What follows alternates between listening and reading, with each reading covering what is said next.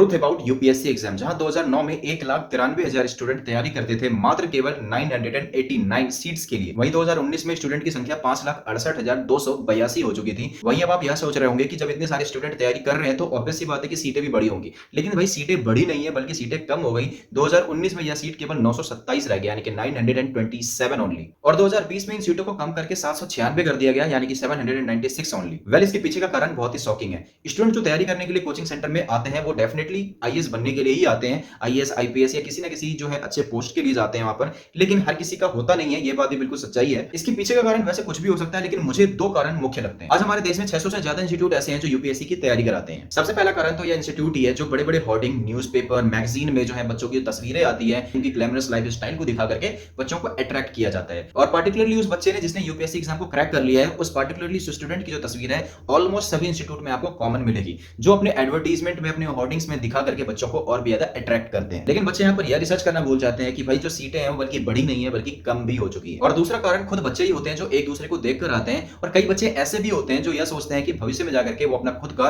Institute ही खोल लेंगे, क्योंकि जहां पर एक आईएएस ऑफिसर की सैलरी 56,000 से शुरू होकर के 2.5 लाख रुपए तक जाती है प्रति महीने में। लेकिन वही इंस्टीट्यूट में पढ़ाने वाली जो टीचर होती है उनकी सैलरी 50 लाख से लेकर के 4 करोड़ के पैकेज तक चला जाता है सालाना। क्योंकि यूपीएससी के एग्जाम में अलग अलग सब्जेक्ट के लिए बच्चे जो है पढ़ने के लिए डिफरेंट डिफरेंट इंस्टीट्यूट और डिफरेंट डिफरेंट टीचर के पास भी जाते हैं। और पार्टिकुलरली वो बच्चे जो यूपीएससी की तैयारी वहां पर काफी सालों से कर रहे होते हैं, लेकिन किसी वजह से उनका सिलेक्शन नहीं हो पाता है, तो वो जनरली जो है वो टीचिंग प्रोफेशन को ही अपना लेते हैं और अपना खुद का इंडिविजुअल इंस्टीट्यूट खोल करके बच्चों को पढ़ाना शुरू कर देते हैं। लेकिन असल बात तो यह है कि जिस तरीके से स्टूडेंट की संख्या बढ़ रही है और सीटें कम होती चली जा रही हैं और इंस्टीट्यूट भी ज्यादा से ज्यादा खुलती चली जा रही हैं, रेवेन्यू सबका जनरेट हो रहा है, लेकिन इस केस में नुकसान केवल एक इंसान का हो रहा है, वो है स्टूडेंट। क्योंकि 5 लाख 6 लाख बच्चे आ तो रहे हैं, लेकिन होना उनमें से मात्र केवल 700 बच्चों का ही है।